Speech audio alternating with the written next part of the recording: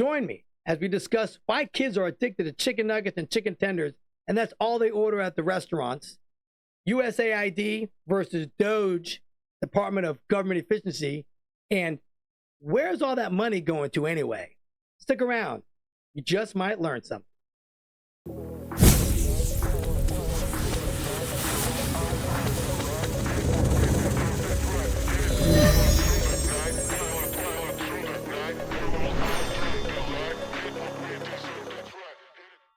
Welcome to the Eric T Conversation. I'm Eric T. Well, here's something I keep finding interesting. I have a 21-year-old daughter. I have 5 kids, and the youngest is 21. And this girl only eats chicken tenders. Like, that's it. Chicken nuggets, chicken tenders. She's seen the steak, knows the steaks exist, but still refuses to go eat anything else besides chicken tenders. So there's food at the house that she eats, different foods, but when she goes out, she gets chicken tenders or chicken nuggets at any restaurant. That's it. I've asked her, hey, listen, don't you want a nice filet or something like that? She goes, no, I want chicken tenders. And it's great. Chicken tenders and french fries is pretty cheap when you go into a decent restaurant. But that's all she eats. I told her she should make an app. She's such a connoisseur of chicken tenders and nuggets that she knows which ones are better than other ones. So, like, for instance, Miller's Ale's house doesn't really have a good set of chicken tenders. Chick-fil-A, obviously they have good chicken tenders. Publix supermarket has very good chicken tenders, probably the best around. But the ones that she likes come from different various areas. And you go somewhere else, if I go to a place and she gets hungry, hey, Dad, can you bring some food home? I'm like, all right, well, this is where I'm near. Like, I don't like those chicken nuggets or chicken tenders. And I'm like, all right, well, what else do you like? And I go, well, there's something else around the corner. And I'm like, all right, well, I'll stop here. I'm like, okay, those are good enough. But that's what she eats, chicken tenders. I don't know what happened with the kids nowadays. I know that I'm not the only parent. There's a lot of parents out there that their kids only eat chicken tenders or chicken nuggets. And that's, there's a lot of reasons why my kids are eating just that. But I have 5 kids and they all eat different things. They all eat, they're all good eaters, except for the youngest one. She's still holding on to the chicken thing and french fries. So I'm like, well, what did they start putting in these chicken nuggets that made these kids addicted? Because I know a lot of people that have teenage kids and they still eat chicken nuggets.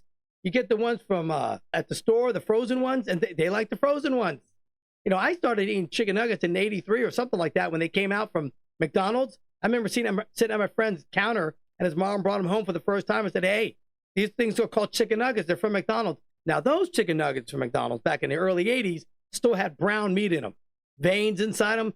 Those chicken nuggets they still taste the same, but they were gross. You got a couple of white ones and then some dark meat. Now they're all white meat. Yeah, sure. They're all white meat. But my kid doesn't want anything but those. So I don't know what they've been putting in all these chicken nuggets over the years, but they got these kids addicted to them that they don't want to try anything else. A lot of kids are picky eaters nowadays. I guess some parents are just busy. They don't, not concerned about, trying to get their kids to eat certain things. It's a little easier sometimes. When she's at home, she'll eat the dinner that gets cooked.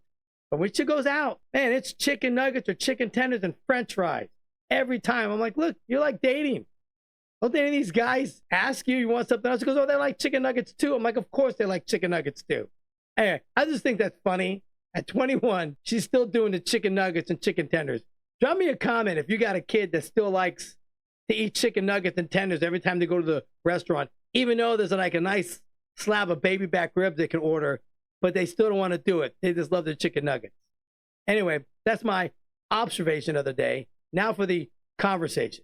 So there was some confusion over the weekend when Department of Government Efficiency, headed up by Elon Musk, went to the USAID, which is the United States Agency for International Development.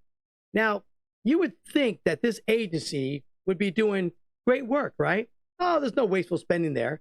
But when they try to enter the building, they were met with 2 security guys, John Voorhees and his deputy, Brian McGill. Both these guys wouldn't let DOGE come in there to look at some of these files. They were making excuses. It got to the point where, they had to say, hey, listen, if you don't let us in there, we're going to have to call the U.S. Marshal Services and you're going to have you arrested. So the big to-do about them going into the USAID is that there were a bunch of files in there, some classified things. These guys from DOGE didn't have clearance to get in there and look at these files.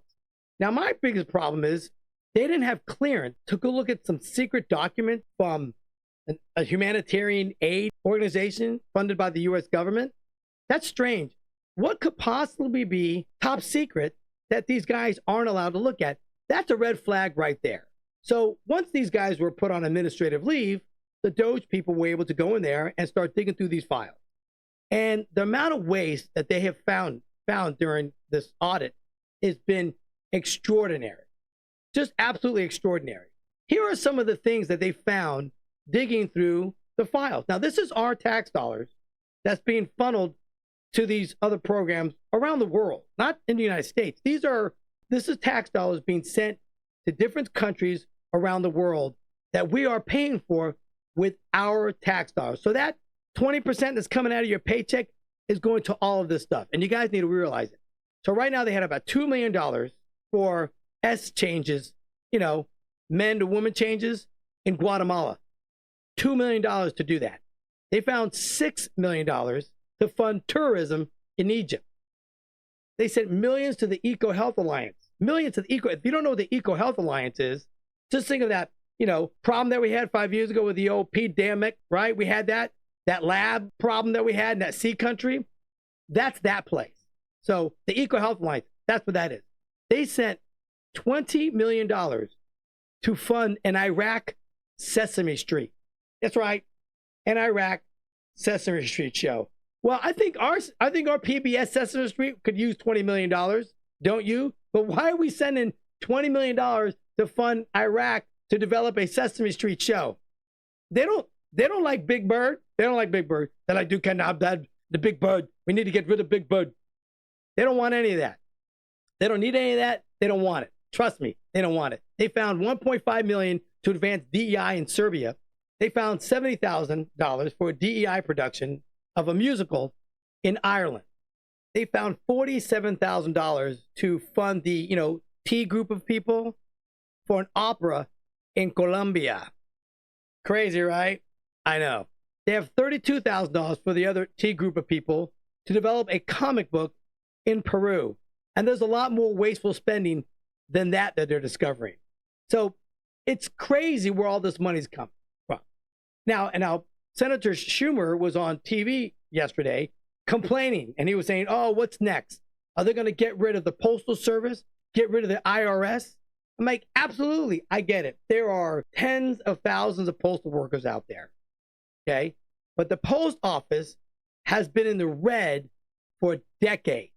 They don't make any money because they're not efficient like they used to be. You do notice that the post office delivers 7 days a week now, packages and things like that. But the post office is hemorrhaging money. They're bleeding with the amount of money that they're spending to keep operating. A business would have filed Chapter 11 years ago, decades ago, if they operated the way the post office does. And the IRS, get rid of the IRS. Everybody in America is hoping we get rid of the IRS. Even the people on the left are praying we get rid of the IRS. So I don't know what he's talking about. It's about taking these tax dollars and putting them to good use. People don't understand this is our money that they are spending. I know people don't see it. They don't really feel it, but that's what's happening. But the best part about this, the number one thing about all this to come out with the whole DOGE thing is that Elon Musk has about 6 guys, ages from 18 to 24. Now, one guy, I think, just got out of high school. A couple of guys are still in college, and they work for Elon Musk, and I think in some other projects like Tesla or SpaceX. But a couple of these dudes are autistic. Yeah, autistic. That is the most incredible news I've ever heard. They should have led with that information. Are you telling me that you've got a bunch of guys crunching numbers, going through all these files that are autistic? That's freaking genius. These guys are honest, hardworking. They are task-oriented. It's no wonder and in 2 weeks, they've been finding so much wasteful spending. I'm shocked. Like, how are they doing all of this so quickly? I know why. Because they got a couple of Rain Men working back there, just crushing it, hitting dingers out of the park with the information that they're getting from DOGE. So they're hyper focused, and these dudes are just blowing through all this information. They're just handing all this paperwork. Hey, we got some spending here. We got some waste over here. This doesn't look right. This doesn't look right. So you got a group of guys, 18 to 24, that are a little on the spectrum, and these guys are just going through the numbers to the left should be freaking scared to death that this is happening. Even people on the right. All those people that are worried about all this money getting spent that they were like earmarking for different projects. Nope. So the USAID was developed like in the 50s, I think, to do humanitarian aid on the best interests of the United States. Now, for some reason, it's become an organization that just does whatever you want. So Marco Rubio was talking the other day. He's our Secretary of State. Now, he's the director of that USAID now. Trump put him in charge of that. He's been wanting to go through it since he was a congressman, because he said the amount of programs that they're expending money on aren't in the best interest of the United States. It has gone to the point where they try to ask him questions. They try to audit the place. They try to go through there and go through the books. And they said, you don't need to see this. This is none of your business. Basically, just put enough firewalls every step of the way about this USAID program. Why is that? This is our tax dollars. This is why I believe that Elizabeth Warren put the SEC to attack cryptocurrency. 100%. Because the evolution of cryptocurrencies is going into phase 3 now, right? The internet of value. And everything's going to be tokenized. All the money and expenditures from our government will be on the blockchain. And the blockchain is trackable. You can track all of it from A to B. You may not know whose pocket it goes into, but you know it went over there to this X wallet. You know if it went to Ukraine, went to Switzerland, you'll know that. You'll know where that went to. So that's why it's important for all this stuff to get tokenized. Get on the blockchain, start using actual stable coins to put our money on. Because now you can open up your computer and you can track all this. So that's why she made the SEC attack all these crypto exchanges and companies and different coins, because they're trying to slow it down because they know what's coming. I'm not saying for a fact, but if 1 + 1 = 2. Now, if you take your clothes to the laundromat, you got to wash them to clean it. That's what these people are doing with all this money that's coming from our government.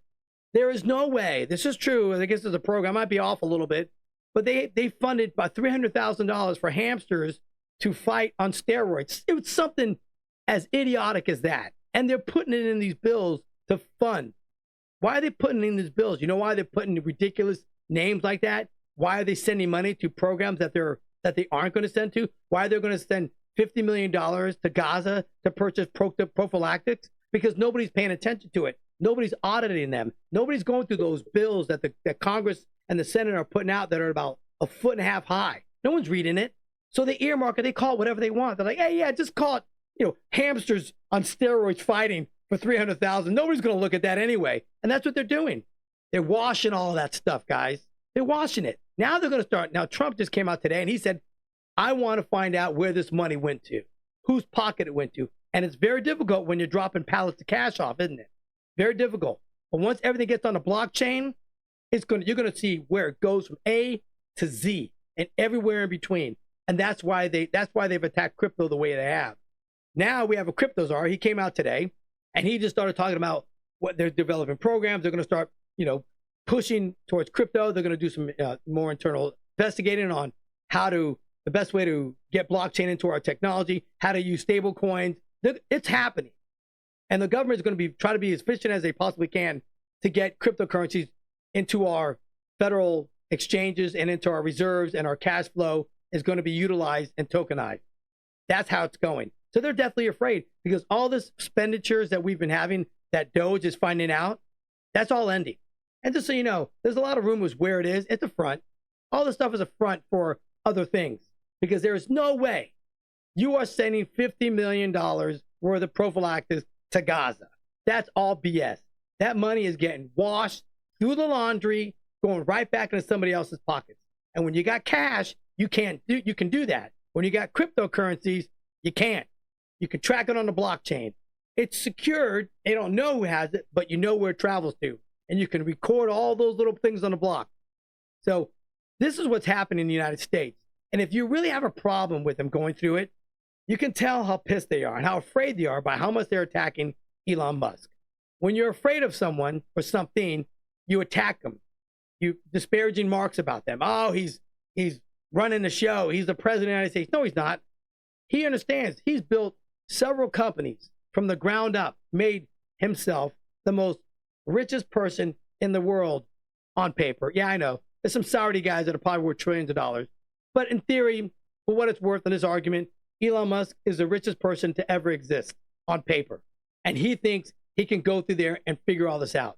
And he's got 6 guys that are crushing that program right now. And they're finding out all of it. Man, autistic guys. That's genius. Absolutely genius. And they're afraid of what's going to happen, what they're finding out. And the cash cow of the government officials is going to run dry. And that's good.